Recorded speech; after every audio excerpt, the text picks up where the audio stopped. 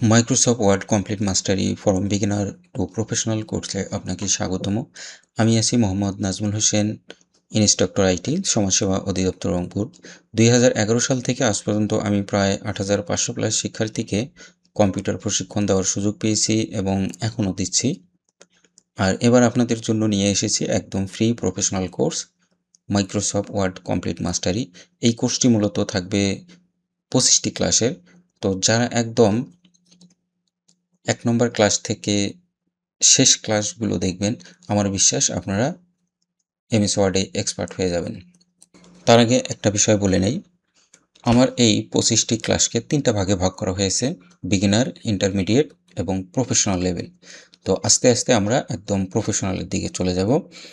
তো যদি কারো কোর্স মডিউলটি প্রয়োজন হয়, যে আমার এমএস ওয়ার্ডের উপরে যে 25টা ক্লাসের কোর্স মডিউল আছে, যদি কারো প্রয়োজন হয় তাহলে আপনারা কমেন্ট করবেন, আমি অবশ্যই আপনাদেরকে কোর্স মডিউলটা দিয়ে দিব।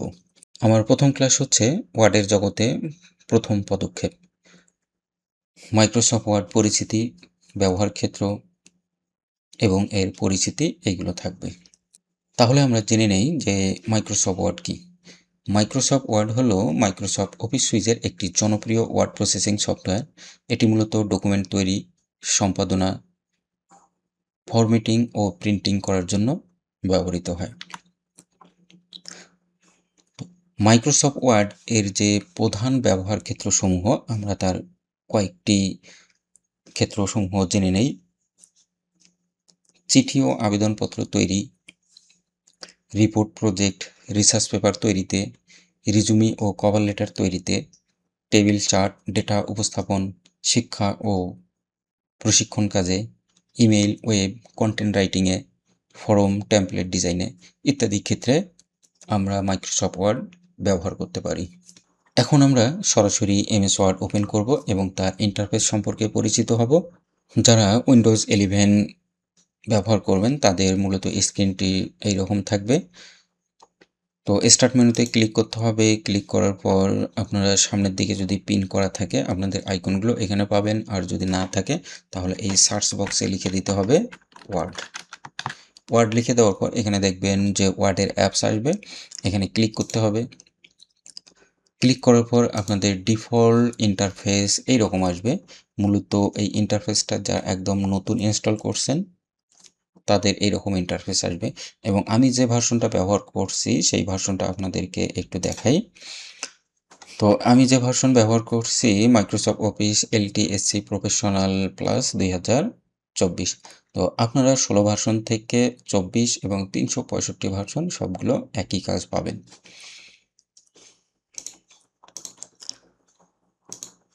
তাহলে আমরা এই রকম ইন্টারফেস পাবো। এখানে আমাদের ডিফল্ট অবস্থায় কিছু টেমপ্লেট আমাদের থাকবে এখানে, যেমন business card, cards, flyer, letter, education, resume and cover letter, এইগুলো ডিফল্ট থাকবে।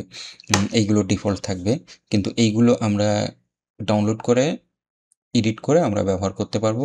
কিন্তু আমরা যখন এই কোর্সটি কমপ্লিট করব, একদম 1 নম্বর থেকে অর্থাৎ 0 থেকে প্রফেশনাল পর্যন্ত যাব, তখন আমরা এই ডিজাইনগুলো নিজেরাই তৈরি করতে পারবো। তাহলে প্রথমত আমরা একটি ফাইল কিভাবে তৈরি করে সেটা দেখে নেই। তাহলে আমরা কোথায়, নিউয়ে ক্লিক করব, নিউ থেকে ব্ল্যাঙ্ক ডকুমেন্টে ক্লিক করব, তাহলে আমাদের একটা ফাইল তৈরি হয়ে গেল। এবং এটা হচ্ছে এমএস ওয়ার্ডের ভিতরের ইন্টারফেস। এখন আমি এমএস ওয়ার্ডের একটু ইন্টারফেসটা পরিচয় করিয়ে দিব। ডান দিকে আছে উইন্ডো কন্ট্রোল।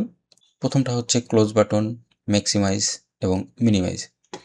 এটি হচ্ছে সার্চ বক্স, এবং এই অংশটুকু হচ্ছে টাইটেল বার। আমরা যখন এই ফাইলটিকে সেভ করব তখন এখানে নাম দেখা যাবে। বাম দিকে হচ্ছে কুইক অ্যাক্সেস টুলবার, এবং কুইক অ্যাক্সেস টুলবারের বাম দিকে একদম কর্নারে যে ফাইল আছে এটাকে ফাইল মেনু বলা হয় অথবা ফাইল ট্যাব বলা হয়। এরপর হোম, ইনসার্ট, ড্র এগুলোকে বলা হয় রিবন অথবা ট্যাব। এরপর নিচের দিকে যে ফন্ট, প্যারাগ্রাফ এগুলোকে বলা হয় গ্রুপ ট্যাব, এবং প্রতিটা ট্যাবের নিচে দেখবেন যে একটা করে অপশন আছে, এটাকে বলা হয়, এই অপশনটিকে বলা হয় ডায়ালগ বক্স লঞ্চার।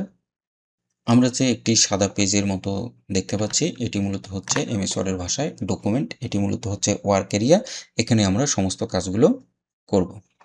এবং ডান দিকে আছে ভার্টিক্যাল স্ক্রল বার, এটাকে ধরে এই স্ক্রল বারটাকে ধরে আমরা উপরে নিচে পেজের উপরে নিচে করতে পারবো পেজটিকে। এবং নিচের দিকে আছে জুম স্লাইডার, কিবোর্ড থেকে কন্ট্রোল চেপে ধরে মাউসের চাকা স্ক্রল করব, আপ ডাউন করব, তাহলে আমাদের পেজটি ছোট বড় হবে। এরপর নিচের দিকে আছে স্ট্যাটাস বার, আমরা একটি ফাইল নেওয়ার পর কতটা শব্দ থাকবে, কতটা লাইন থাকবে, সবগুলো আমরা স্ট্যাটাস বারে দেখতে পারবো। তো এখন বাম দিকে দেখেন আমার এখানে পেজ আছে, একটা ওয়ার্ড আছে 239টা। তো এই যে এখানে ওয়ার্ড আছে 239টা, তাহলে এখানে আমার ওয়ার্ড 239টা। এখন লাইন কতটা নেব, এখন রাইট বাটন ক্লিক করে আমি লাইন নাম্বার দিলাম। এখন দেখেন লাইন আছে আমার 8টা। এখন রাইট বাটন ক্লিক করে, অর্থাৎ স্ট্যাটাস বারে রাইট বাটন ক্লিক করে আমি এখানে ওয়ার্ড কাউন্ট আমরা এখানে দেখতে পাচ্ছি এবং ক্যারেক্টার, তো আমরা এইগুলোতে টিক চিহ্ন দিলেই কিন্তু আমাদের এখানে শো করবে। যেমন দেখেন এখন পেজ একটা আছে, লাইন আছে 8টা, ওয়ার্ড আছে 239টা, ক্যারেক্টার আছে 1297টা। এইভাবে আমরা দেখতে পারবো। এখন যদি এইগুলো আবার তুলে দিই, যে এইগুলো অপশনগুলো এখানে রাখবো না, তাহলে আমরা আবার স্ট্যাটাস বারে রাইট বাটন ক্লিক করে, যেমন আমি লাইন নাম্বার তুলে দিব, ক্যারেক্টার থাকলো, এখানে পেজ নাম্বার থাকলো। এরপর আমরা এই ফাইলটিকে সেভ করে রাখবো। তাহলে ফাইলে ক্লিক করতে হবে, ফাইল থেকে সেভে ক্লিক করতে হবে এবং ডিফল্ট অবস্থায় কিন্তু এই ধরনের লিস্ট আসবে এবং যারা আগের ভার্সনগুলোতে করবেন তখন কিন্তু এই অপশনগুলো নাও পাইতে পারেন, সরাসরি সেভ অ্যাজ ডায়ালগ বক্স আসবে। তো যারা 16 থেকে উপরের ভার্সনগুলো ব্যবহার করবেন তাদের এই অপশনগুলো আসবে। তো কোথায় ক্লিক করতে হবে, ব্রাউজে ক্লিক করবেন, ব্রাউজে ক্লিক করে আমি ডিফল্ট একটা ফোল্ডার তৈরি করে এই 25 দিনে আপনাদেরকে যা শেখাবো সেই ফোল্ডারে সেইগুলো সেভ থাকবে। তো ডিফল্ট যে আমার যেখানে সেভ হয় ডকুমেন্ট, সেখানে আমি ফোল্ডার তৈরি করব। নিউ ফোল্ডারে ক্লিক করলাম, ক্লিক করার পর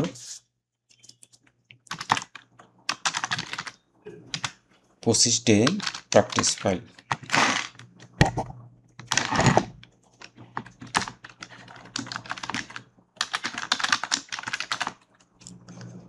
এরপর এখানে একটি নাম দিব, যেমন আমি এখানে নাম লিখলাম। তো এই ফোল্ডারটা ডাবল ক্লিক করে ওপেন করে নিব, তারপর এখানে নাম লিখে দেব। আপনারা প্রথমত নিজের নাম লিখতে পারেন, পরবর্তীতে আমরা কিভাবে প্রফেশনাল নামে সেভ করতে হয় সেটা দেখব। তো ডিফল্ট অবস্থায় আমরা কি করলাম, একটি নাম দিয়ে সেভ করলাম। তো নাম দেওয়ার পর এখানে ফাইল নেমের ঘরে নাম লিখে দিবেন, এরপর সেভে ক্লিক করবেন, ওকে করবেন। এখন টাইটেল বারে লক্ষ্য করবেন যে এই নাজমুল নামটি চলে আসছে। এখন ধরেন এই ফাইলটিকে আমি ক্লোজ করব, ফাইলে ক্লিক করব, ফাইলে ক্লিক করে ক্লোজ।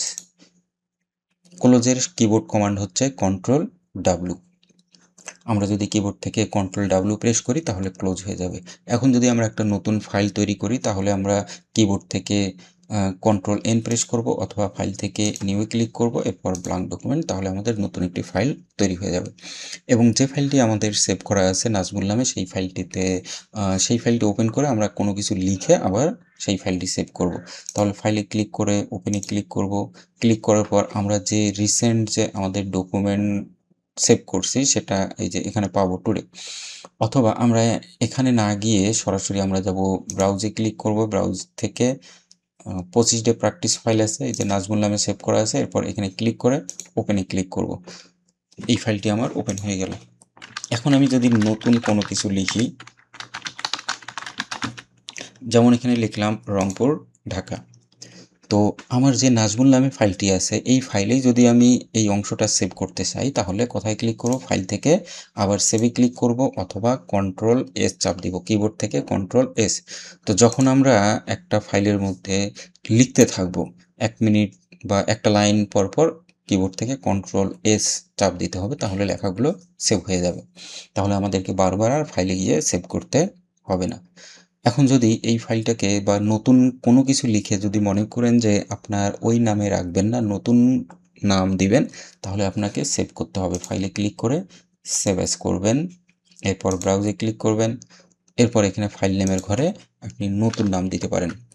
এখন মনে করেন যে আপনি একটা বায়োডাটা তৈরি করলেন, তাহলে এখানে দিতে পারেন বায়োডাটা অফ নাজমুল হোসাইন। তো এইভাবে নাম দিতে হবে যখন আপনি একটা রিজুমি তৈরি করবেন, রিজুমি অফ নাজমুল হুসাইন বা resume of Zahid Hasan, resume of Mahiya Mahi, এইভাবে আপনারা সেভ করতে পারেন। এরপর সেভ বাটনে ক্লিক করতে হবে। তাহলে এখন দেখেন টাইটেল বারে বায়োডাটা অফ নাজমুল হোসাইন নামে সেভ হয়ে গেছে। ফাইলটার স্ট্যাটিক্স সম্পর্কে একটু জেনে নেই। ফাইলে ক্লিক করব, ফাইল থেকে ইনফোতে ক্লিক, এরপর এখানে আমরা দেখতে পারবো। এরপর যদি আমরা আরও বিস্তারিত জানতে চাই তাহলে এই যে প্রপার্টিস, এখানে ক্লিক করব, প্রপার্টিস থেকে অ্যাডভান্স প্রপার্টিসে ক্লিক করব, এরপর স্ট্যাটিস্টিক। তাহলে আমাদের এখানে চলে আসবে, পেজ আছে একটা, প্যারাগ্রাফ 5টা, লাইন 15টা, ওয়ার্ড আছে 241টা। এইভাবে আমরা বিস্তারিত এই ফাইলটার স্ট্যাটিস্টিক আমরা জানতে পারবো। এরপর ওকে করে দেব।